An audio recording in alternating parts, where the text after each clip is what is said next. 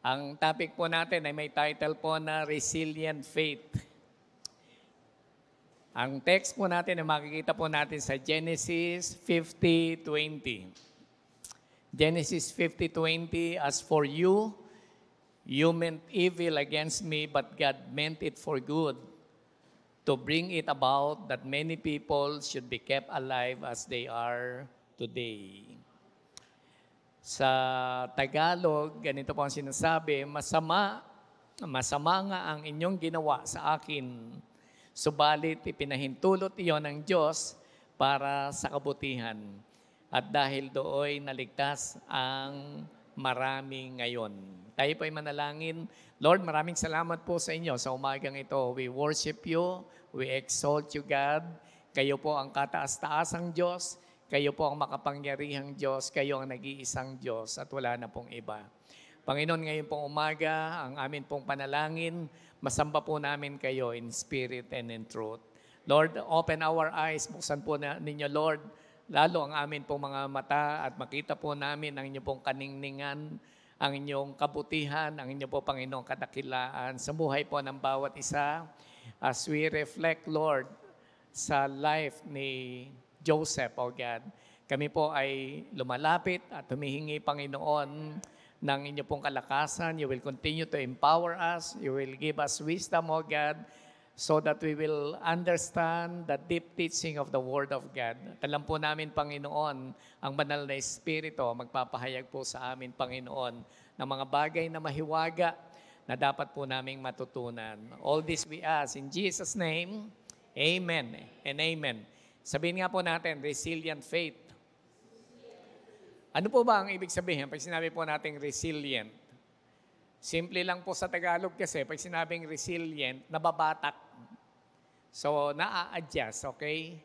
Flexible. Yun po siguro sa English, ang pwede po nating sabihin pag sinabi pong resilient. So, kung ito po ay lalapad po natin sa faith, hindi naman po na-a-adjust na ibig sabihin nako-compromise. Ibig sabihin nananatili yung dapat pong yung genuineness nung faith, yung quality ng faith, na-adjust po siya base po sa mga circumstances na atin pong pwedeng ma-experience. So, hindi po siya nababago. Nananatili po siya, nag-stand po siya ng firm. Okay? So, yun po ang ibig sabihin natin when we say resilient faith. Ito pong pag-aaral po natin ay meron pong big idea. Sabihin nga po natin, big idea. Sa kabuuan ng atin pong pag-aaral, ito po yung pinakamalaking idea na nakapaloob. Faith in God and strong belief about His plan can turn adversity into greater good. Ulitin po natin, faith in God and strong belief about His plan can turn adversity into greater good.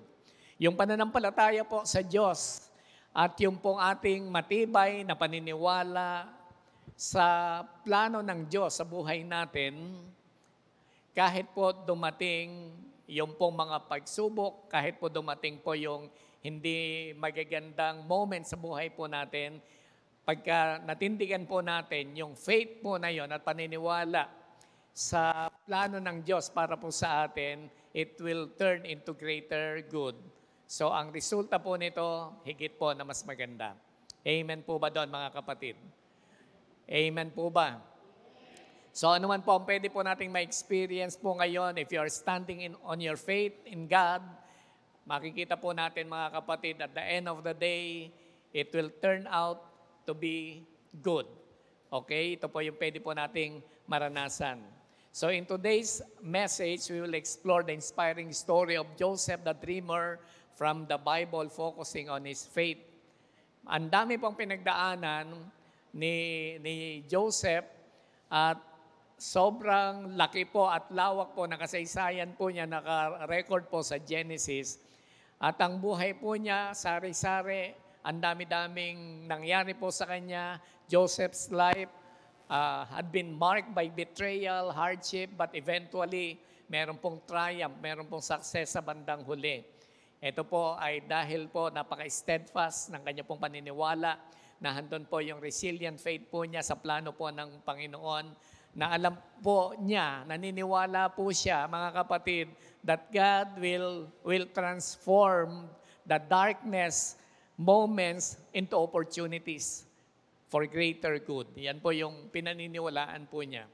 Niniwala po ba tayo dyan, mga kapatid? Marami po sa atin, may mga pinagdaanan na din naman. Ano ho? Hindi naman po napakabata ng iba po sa atin dito. Ang dami na rin po nating experiences, pero naniniwala po tayo, dinadala po tayo ng Panginoon sa higit na mas mabuti.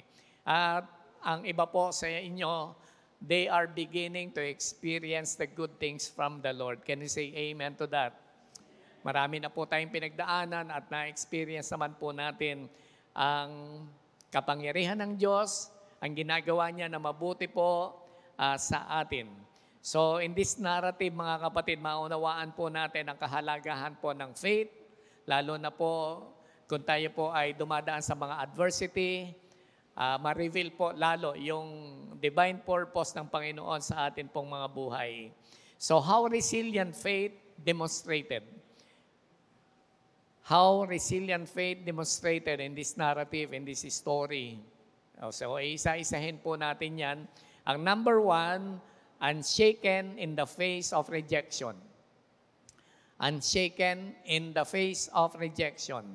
So dito po natin makikita yung resiliency ng faith na demonstrate po ito doon sa mga panahon na tayo hindi matitinag, unshaken kahit po may mga rejection po tayo.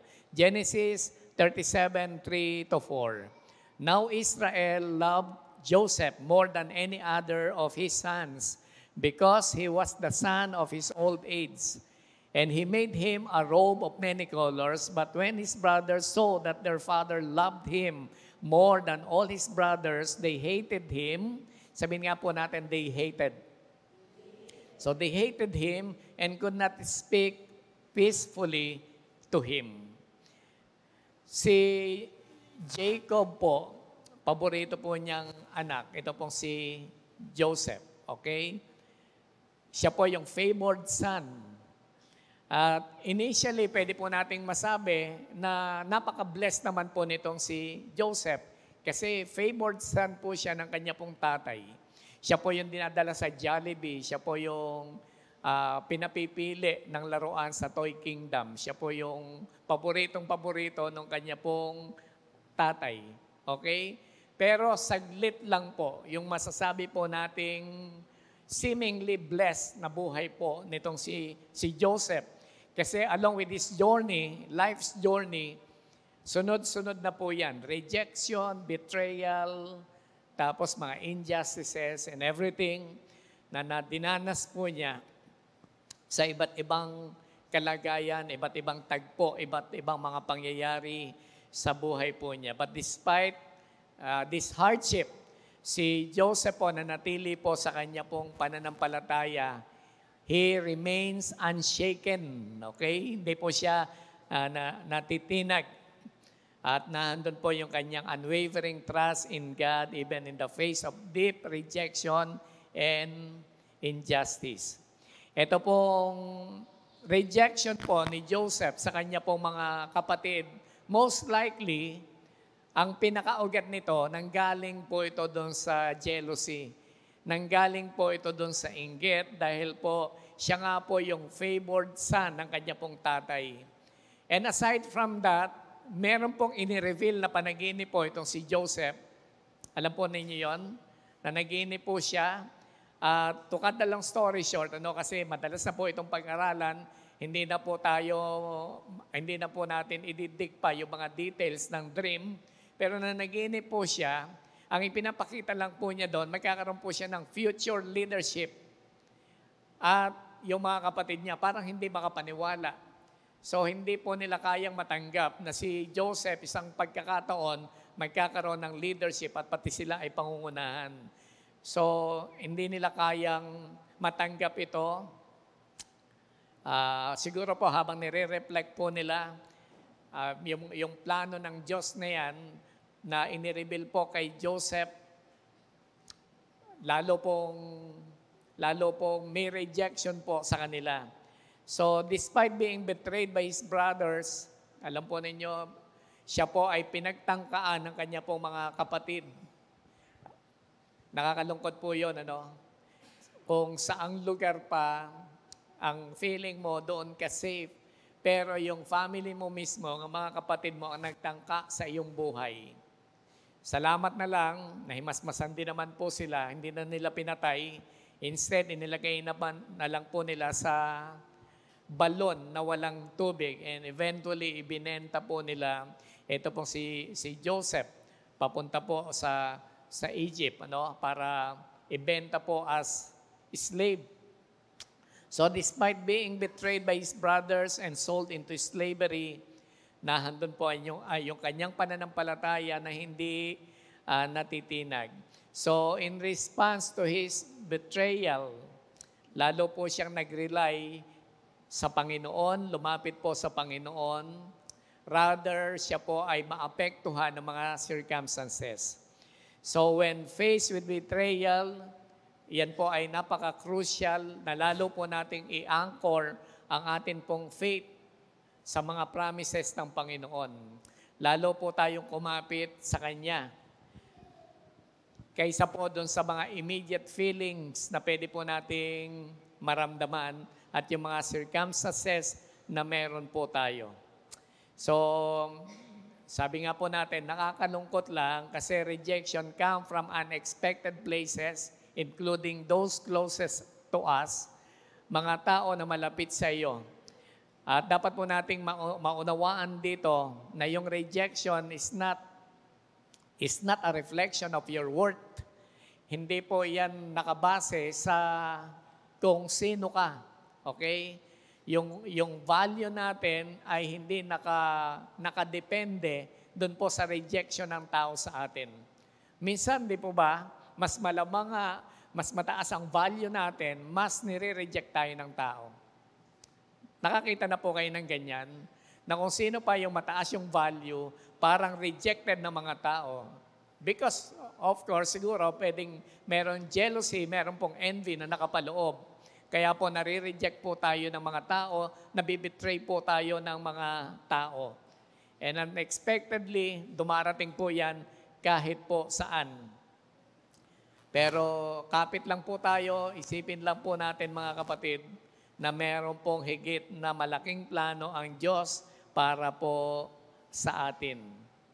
Ang number 2 po natin, unwavering integrity in adversity. Unwavering integrity in adversity. Ano po yung number 1 natin? Unshaken in the face of rejection. Ang number 2, unwavering integrity in adversity. Yung hindi po na titinag na paninindigan sa kabila po ng mga pangit na bagay na dumarating. Genesis 39:2-4. The Lord was with Joseph, and he became a successful man, and he was in the house of his Egyptian master. His master saw that the Lord was with him, and that the Lord caused all that he did to succeed in his hands. So Joseph found favor in the sight and attended him, and he made him overseer of his house and put him in charge of all that he had.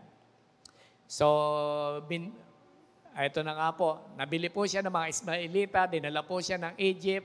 Pagdating po siya ng Egypt, nabili po siya ni Potiphar. At sa bahay po ni Potiphar, siya po ay naglingkod po doon. At habang si Joseph po as a slave, di po ba? Pwede ka na magmaktol eh. Pero si Joseph as a slave, nanatili pa rin po yung kanya pong integrity sa kabila po ng iba't ibang dumadaw pong karanasan sa kanya pong buhay. So na-highlight pa rin po yung kanya pong integrity, yung kanya pong faithfulness sa God. And actually, naging blessing po siya sa sambahayan po ni Potiphar. Kasi ang sabi po doon, lahat ng hawakan niya, lahat ng gawin niya, the Lord blessed him because the Lord was with Joseph. That's the secret thing na meron po si Joseph. And repeatedly, hanggang mamaya po, even in prison, ang mapapansin po ninyong statement, the Lord was with Joseph. Iba po talaga pag sinasamahan po tayo ng atin pong Panginoon. So iniisip ng iba kasi favored son yan eh. O pwede ka maging paborito ng iyong tatay, pwede ka maging paborito ng nanay mo at ng mga kaibigan, pero meron pong quality po talaga si Joseph para pakitaan talaga ng Lord. Hindi lamang po ng kanyang tatay, kundi pakitaan talaga ng Panginoon that He is favored. Pinangungunahan siya ng Panginoon. At dito nga po na-highlight at makikita po natin dahil po sa pagmamahal niya sa Diyos, nahandon po yung faithfulness, nahandon po yung kanya pong integrity. Pagdating po niya, yung arrival po niya sa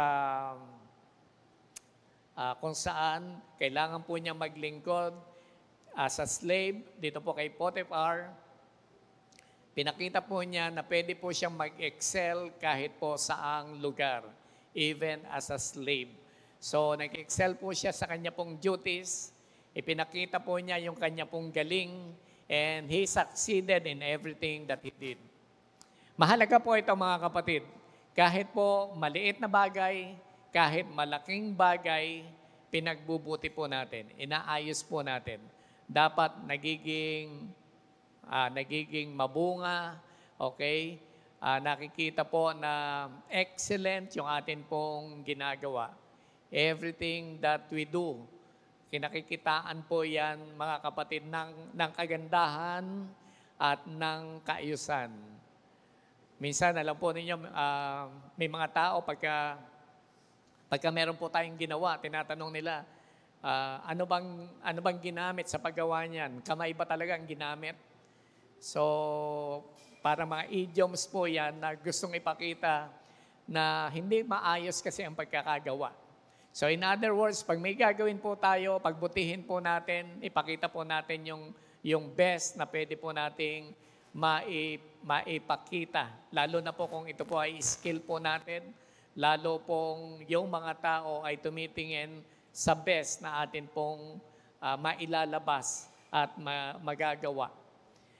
So si Joseph po, dahil po nag-excel po siya, ipinapakita rin po niya na karapat-dapat po siyang pagkatiwalaan.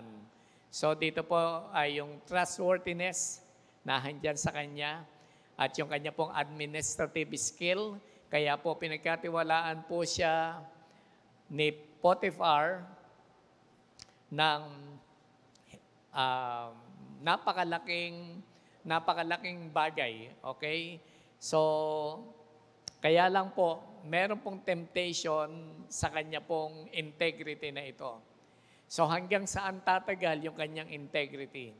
Yung pong asawa ni Potiphar, nag-attempt ng ilang beses na i-seduce po si Joseph and repeatedly urging him to sleep with her. At si Joseph, ulit-ulit din po siya na nagre-refuse para po ipakita lang niya. Unang-una po yung kanya pong katapatan sa Diyos at ganon yung kanya pong loyalty kay Potiphar. Yung commitment po niya sa kanya pong Diyos at yung commitment po niya kay Potiphar. Sabi po niya sa Genesis 39:9, "How then could I do such a wicked thing and sin against God?" Paano ko magagawa ang ganitong kasalanan? Napakapangit na kasalanan against God. So nakikita niyang ma-offend niya talaga ang Panginoon. And his refusal shows that his strong moral character and faith, pinaprioritize po niya yung kanya pong spiritual and ethical values over immediate gain or pleasure. Hello mga kapatid. Ang tanong po dito, pagka may pleasure na po ba ng flesh? Pagka po masisihan po tayo, kaya pa po ba nating manindigan? Nahandyan po ba yung integrity? Pag meron pong immediate gain, pag sinabi nating immediate gain, mukhang favorable ang situation para sa iyo. Meron po ba tayong integrity pa? So nandito po yung integrity and faithfulness nito pong si Joseph. Yung karanasan po ni Joseph sa bahay po ni Potiphar, ito po ay strong reminder. Nagsiserve po ito as a powerful reminder para po sa atin na panatiliin po natin yung value of integrity and faith. Alam po ninyo, ang maganda po dyan, ang impact po talaga dyan ay yung favor ng Panginoon. The importance of resilience in the face of adversity, that's rewarding. Ang impact niyan, ang reward po niyan, yung favor ng atin pong Panginoon. So, that is the importance of maintaining integrity and trust in God. Number 3, standing firm in false accusation. What is number 1? Para hindi po tayo makalimot. Unshaken in the face of rejection. Number 2, unwavering integrity in adversity. And number 3, standing firm in false accusations. Nananatili po tayong nakatayo pa rin kahit po meron pong maling akusasyon sa atin. Genesis 39:19-20.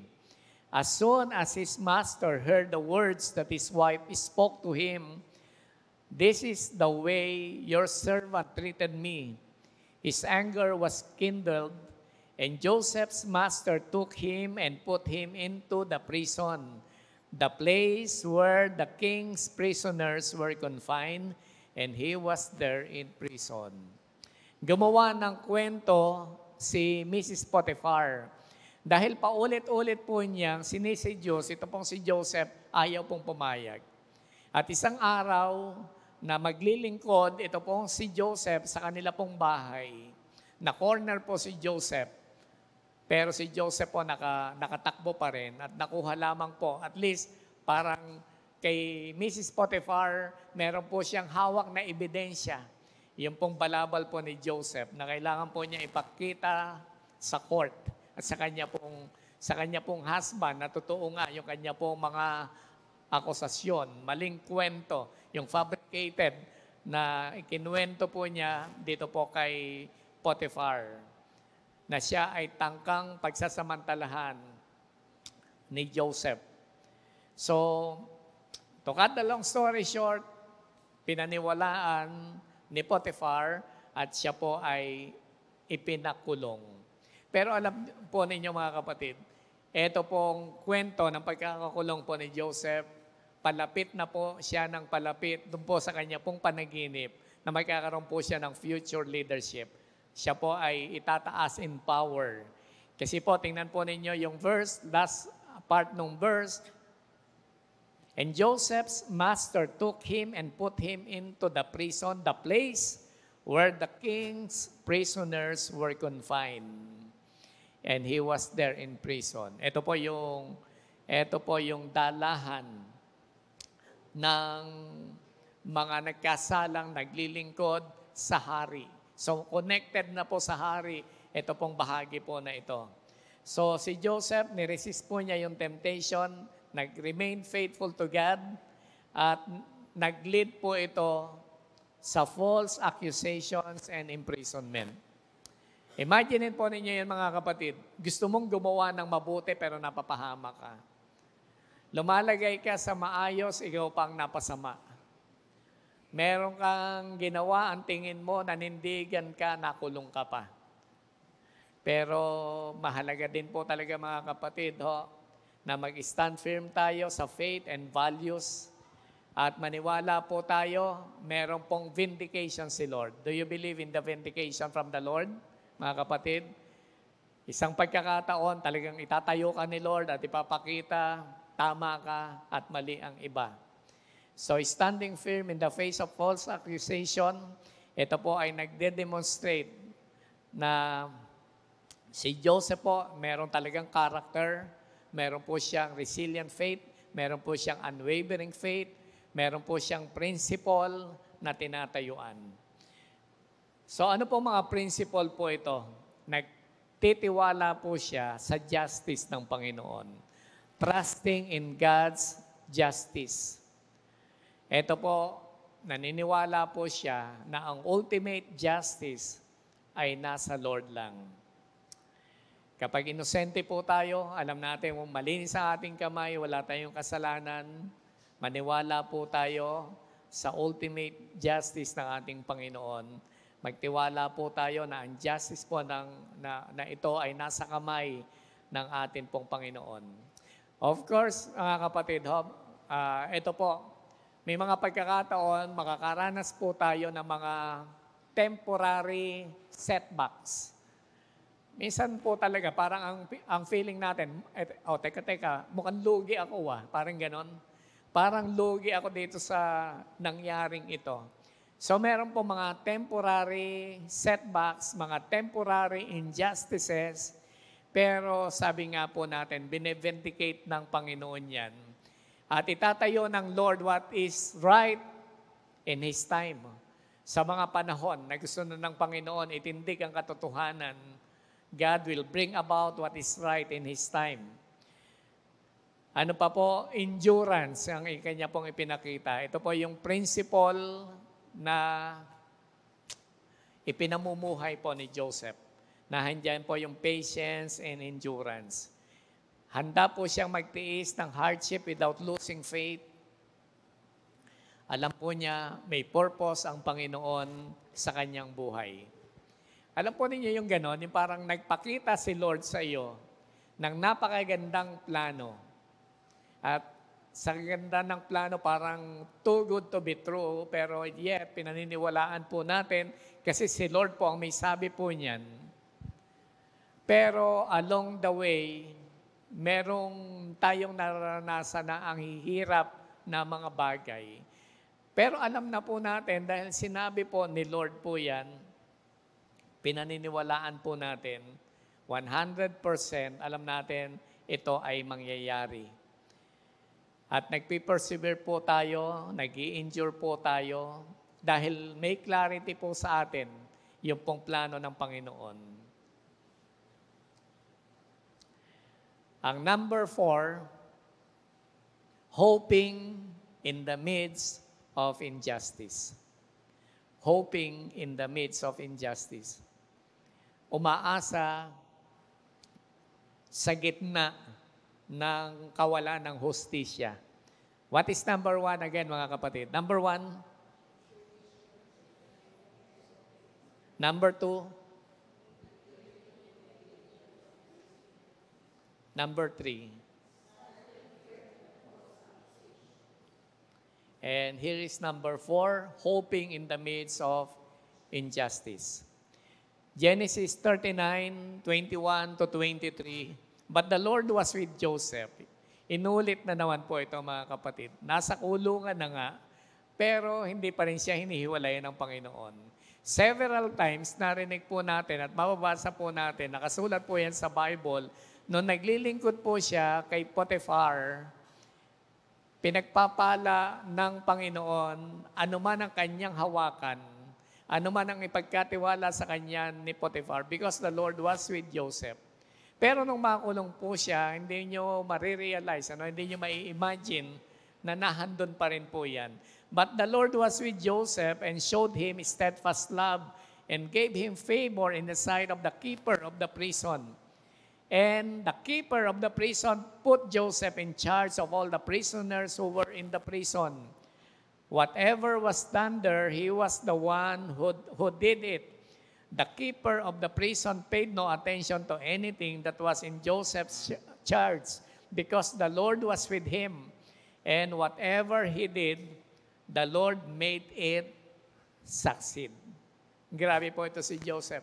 Nasa kulungan na, sinasamahan pa ni Lord. Tapos, maliit na bagay na pinagkatiwala sa kanya, hindi natin alam in particular, kung ano talaga yung pinagkatiwala sa kanya, parang pwedeng counselor, okay? Bago po siguro lumabas o pagkapasok, kakausapin po ni Joseph yung po mga nakukulong. Iyon po yung kanyang pwedeng gawin So may maliit na bahagi na ipinagkatiwala po sa kanya yung pong prison head. Okay? At ginagawa po niya na mabuti yung kanya pong katungkulan, and whatever he did, the Lord made it succeed. So even in prison, Joseph's faith shines through as he gains favor and interprets dream, always giving credit to God. Kasi po, nanaginip, meron pong nakulong. Alam po ba yung nakulong? Meron pong nakulong na baker, meron pong nakulong na cupbearer. At ito pong cupbearer na ito at baker na naginip po sila. Nagalit po kasi sa kanilang hari at sila po ay dinala sa kulungan. At parehas po silang nanaginip. Alam po ninyo, yung pong cupbearer ang unang lumapit po sa kanya at isinalaysa yung kanya pong panaginip at na-interpret po ito ni Joseph. Una sabi ni Joseph, ang God ang mag-i-interpret niyan. So lagi po niyang ibinibigay yung credit sa Panginoon at hindi po sa kanya pong sarili. Na-interpret po niya yung panaginip. Sabi niya, within 3 days, lalabas ka dito at babalik ka sa iyong katungkulan as cupbearer to the king. Alam po ninyo, yung pong baker, tuwan-tuwa po siya, iniisip po niya, maganda rin yung interpretation kasi maganda yung una. So, sabi po ni Joseph, ang iyong panaginip, within 3 days, pupugutan ka ng ulo. Pero alam po ninyo, yung pong cupbearer, nung ininterpret po niya yung panaginip, sabi niya, after 3 days, lalabas ka, babalik ka sa katungkulan, alalahanin mo ako kapag nandun ka na. Pero alam po ninyo, ito pong cupbearer po na ito, nakalimutan po siya. Hindi na po siya naalala. Diba?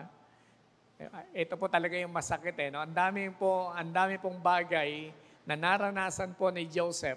Pati ba naman yung mga ganitong simple na pabor, hindi pa niya nakuha. Nakalimutan po siya noong pong cupbearer. Ilan na po sa atin mga kapatid, meron pong mga napakisamahan tayo, gumawa po tayo ng mabuti, pero nakalimutan na kayo.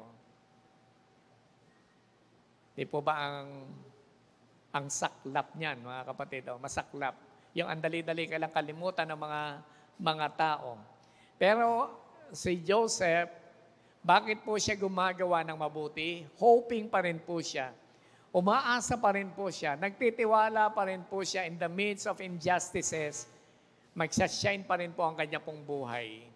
At makakamtan pa rin po niya yung ipinakita ni Lord sa kanya na kanya po magiging destiny.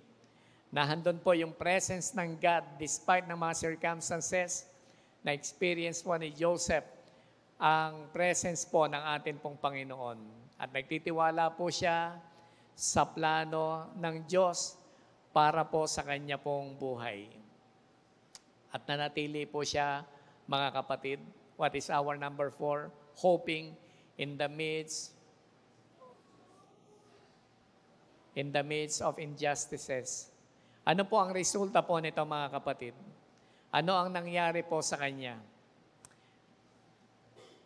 Ito po yung ating pinaka-final na dapat pong makita. Resilient faith is rewarded. Yung pong pananampalataya na talaga pong hindi nagbabago at nag-a-adjust po sa maraming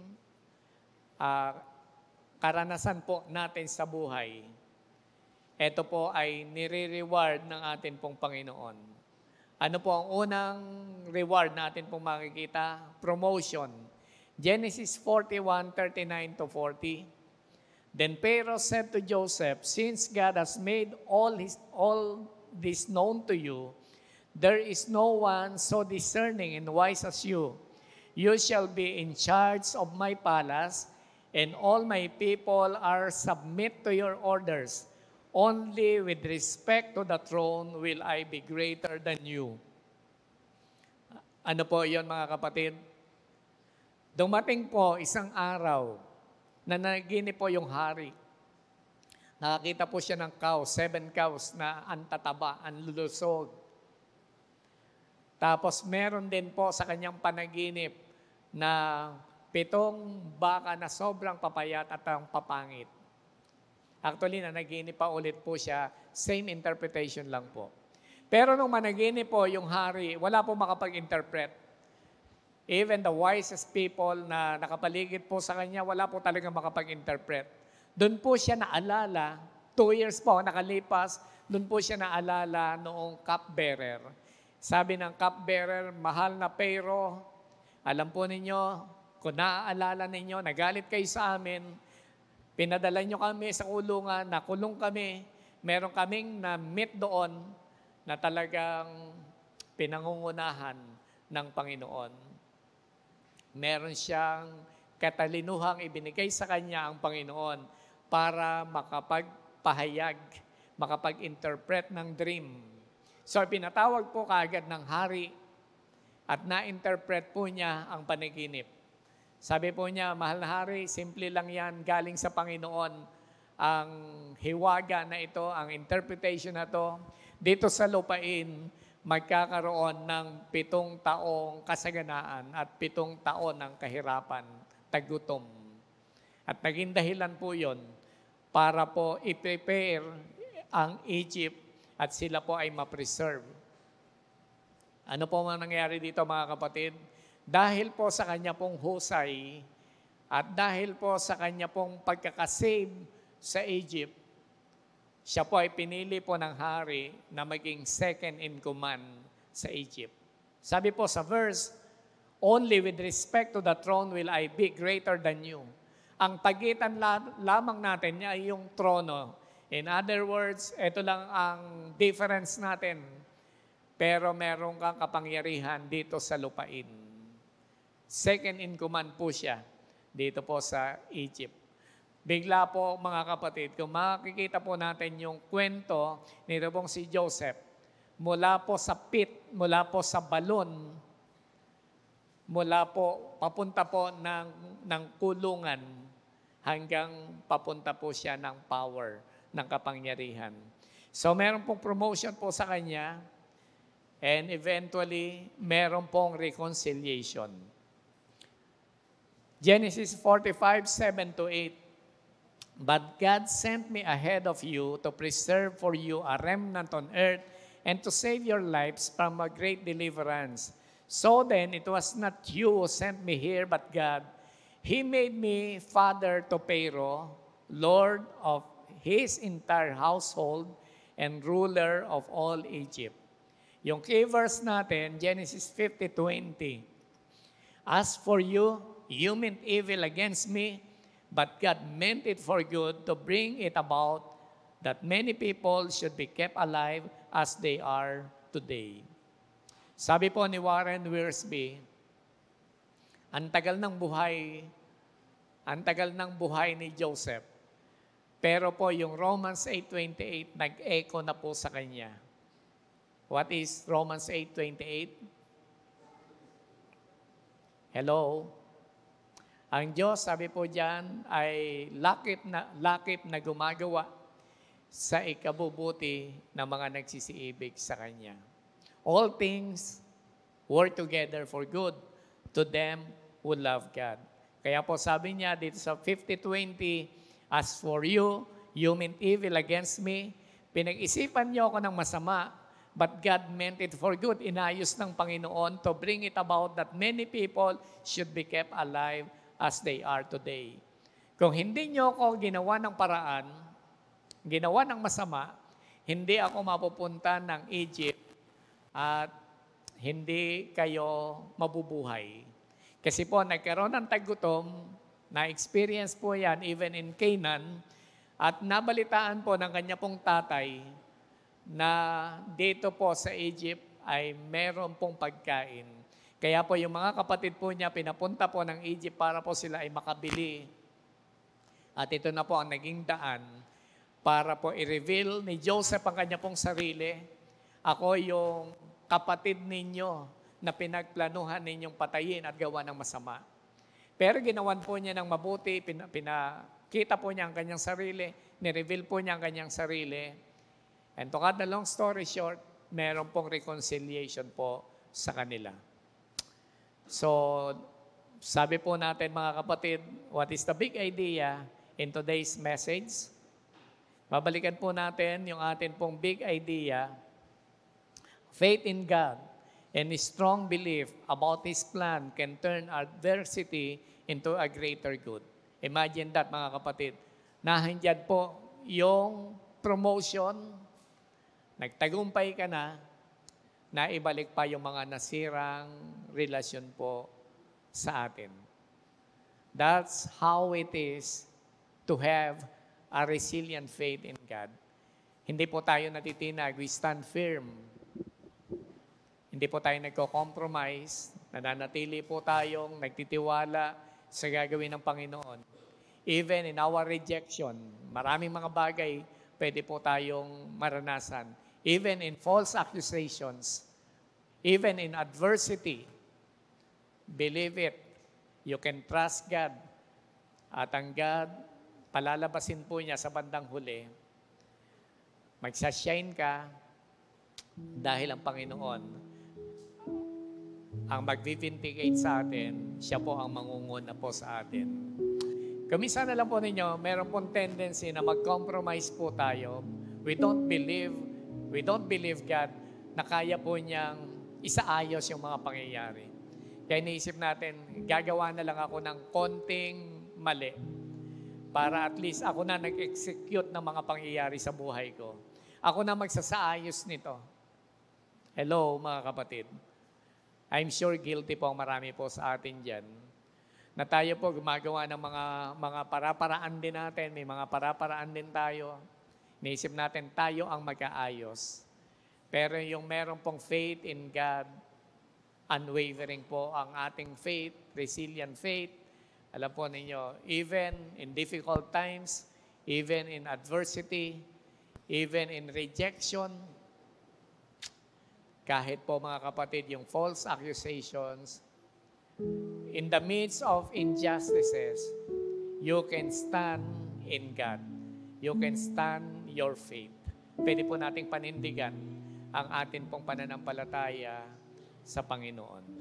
Pwede po ba tayong tumayo, mga kapatid? Panginoon, maraming salamat po sa inyo sa umagang ito. Salamat po, Panginoon, sa patuloy po na pagkahayag po ninyo sa amin ng inyong po mga salita na napakahalaga, Panginoon, na maniwala po kami sa inyo.